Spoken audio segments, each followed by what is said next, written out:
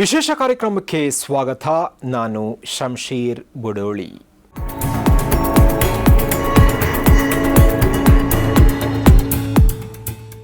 ಒಂದೇ ಮಾತರಂ ಎಂಬ ಗೀತೆಗೂ ಭಾರತೀಯ ಸ್ವಾತಂತ್ರ್ಯ ಸಂಗ್ರಾಮಕ್ಕೂ ಸಂಬಂಧ ಇದೆ. ಬಂಗಾಳದ ಸನ್ಯಾಸಿ ದಂಗೆಯಿಂದ ಪ್ರೇರಣೆ ಪಡೆದು ಬಂಕಿಮಚಂದ್ರ ಚಟರ್ಜಿ ಇವರು ಬರೆದಂತಹ ಆನಂದ ಮಠ ಕಾದಂಬರಿಯಲ್ಲಿ ಮೊದಲು ಕಾಣಿಸಿಕೊಂಡದ್ದೇ ಈ ಒಂದೇ ಮಾತರಂ ಗೀತೆ. ಆ ಬಳಿಕ ಈ ಗೀತೆ ಭಾರತದ ಸ್ವಾತಂತ್ರ್ಯ ಹೋರಾಟಕ್ಕೆ ಸಾಕಷ್ಟು ಕೊಡುಗೆಯನ್ನ ನೀಡಿತು. ಅಸಂಖ್ಯಾತ ಜನರು ಮೆರವಣಿಗೆಯಲ್ಲಿ ಈ ಹಾಡಿನ ಸಾಲನ್ನ ಘೋಷಣೆಯಾಗಿ ಕೂಗಿದ್ದಾರೆ. ಒಂದೇ ಮಾತರಂ ಎಂದು ಹೇಳಿ ಸೆರೆಮನೆ ಸೇರಿದ್ದಾರೆ. ರವೀಂದ್ರನಾಥ ಟ್ಯಾಗೂರ್ ಇವರು 1896ರ ಕೋಲ್ಕತ್ತಾ ಕಾಂಗ್ರೆಸ್ ಅಧಿವೇಶನದಲ್ಲಿ ಈ ಹಾಡನ್ನು ಹಾಡಿ ಜನಪ್ರಿಯ ಮಾಡಿದರು. 1911ರಲ್ಲಿ ಬ್ರಿಟಿಷ್ ಸರ್ಕಾರ ಈ ಹಾಡನ್ನು ನಿಷೇಧ ಮಾಡಿತ್ತು. ಇದರಿಂದಾಗಿ ಒಂದೇ ಮಾತರಂ ಮುಂದೆ ಒಂದು ಪ್ರತಿಭಟನಾ ಘೋಷಣೆಯಾಗಿ ದೇಶಾದ್ಯಂತ ಪಸರಿಸಿಕೊಂಡಿತ್ತು.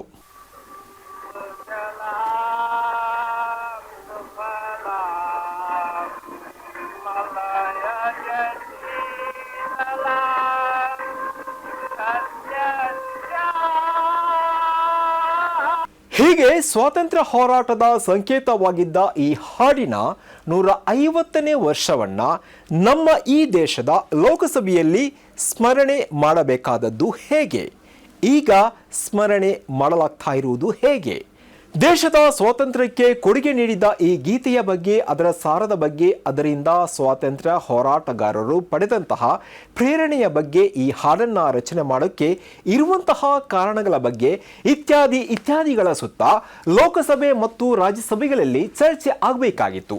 ಆದರೆ ಆನಂದ ಮಠ ಕಾದಂಬರಿಯ ಸುತ್ತ ವಿಶ್ಲೇಷಣೆ ನಡೆಯಬೇಕಾಗಿತ್ತು. ಆದರೆ ಲೋಕಸಭೆಯಲ್ಲಿ 10 ಗಂಟೆಗಳ ಕಾಲ ನಡೆದಂತಹ ಚರ್ಚೆಯಲ್ಲಿ ಯಾವುದನ್ನ ಚರ್ಚಿಸಲಾಗಿದೆ ಗೊತ್ತೇ?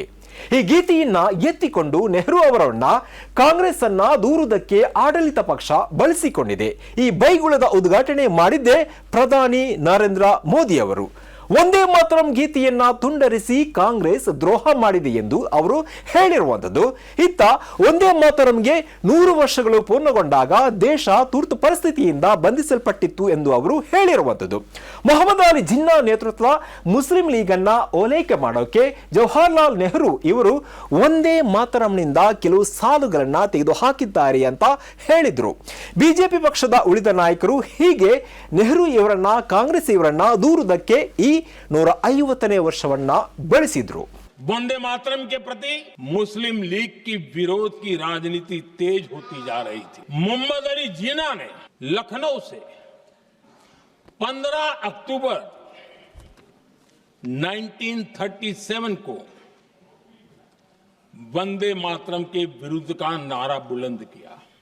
फिर कांग्रेस के तत्कालीन अध्यक्ष जवाहरलाल नेहरू को अपना सिंहासन डोलता दिखा और वंदे मातरम के प्रति खुद की भी और कांग्रेस पार्टी की भी निष्ठा को प्रकट करते. जिन्ना के विरोध के 5 दिन बाद ही 20 अक्टूबर को नेहरू जी ने नेताजी सुभाष बाबू को चिट्ठी लिखी. उस चिट्ठी में जिन्ना की भावना से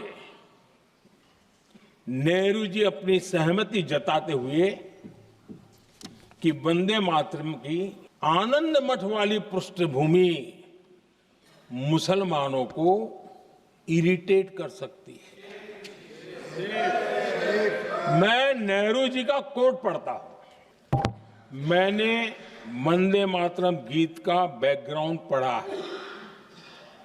नेहरू जी फिर लिखते हैं, मुझे लगता है कि ये जो बैकग्राउंड है इससे मुस्लिम भड़केंगे कि 26 अक्टूबर को कांग्रेस ने वंदे मातरम पर समझौता कर लिया.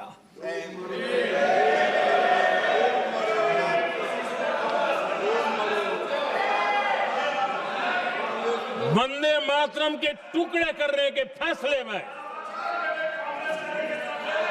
वंदे मातरम के टुकड़े कर दिए उस फैसले के पीछे नकाब ये पहना गया।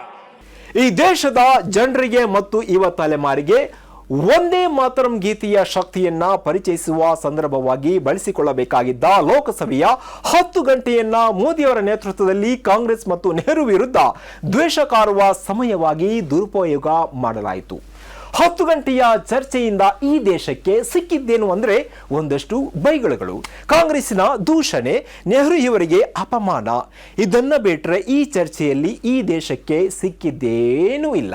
वंदे मातरम के प्रति कांग्रेस के तत्कालीन अध्यक्ष जवाहरलाल नेहरू को अपना सिंहासन डोलता दिखा कि नेहरू जी और वंदे मातरम के प्रति खुद की भी और कांग्रेस पार्टी की भी निष्ठा को प्रकट करते हैं।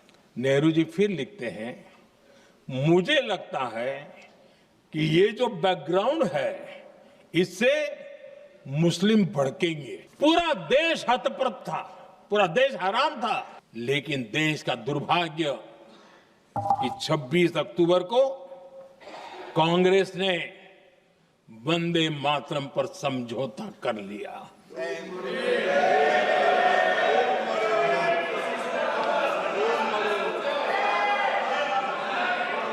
वंदे मातरम के टुकड़े करने के फैसले में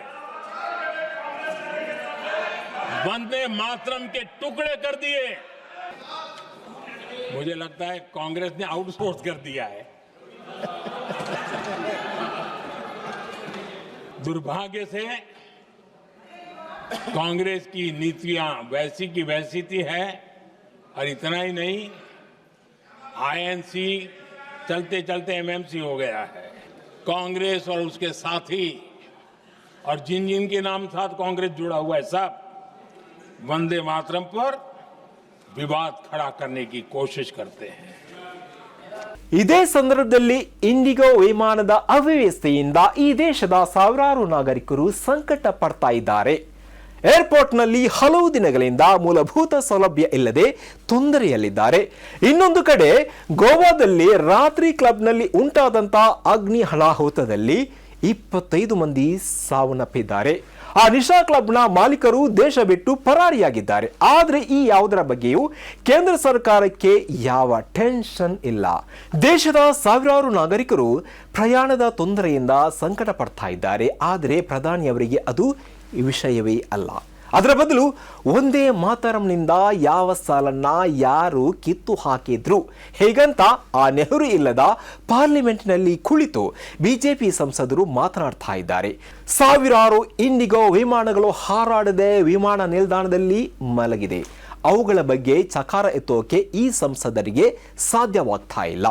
ಅಚ್ಚೇ ದಿನ್ ಕೊಡ್ತೀವಿ ಅಂತ ಹೇಳಿ ಅಧಿಕಾರಕ್ಕೆ ಬಂದವರು ಈಗ ಕೊಡ್ತಾ ಇರುವುದನ್ನ ನೋಡಿದ್ರೆ ಇವರಿಗಿಂತ ಮೊದಲಿನ ಸರ್ಕಾರವೇ ಹೆಚ್ಚು ಉತ್ತಮವಿತ್ತು ಎಂದು ಹೇಳುವಂತಹ ಪರಿಸ್ಥಿತಿ ಈಗ ನಿರ್ಮಾಣ ಆಗಿದೆ.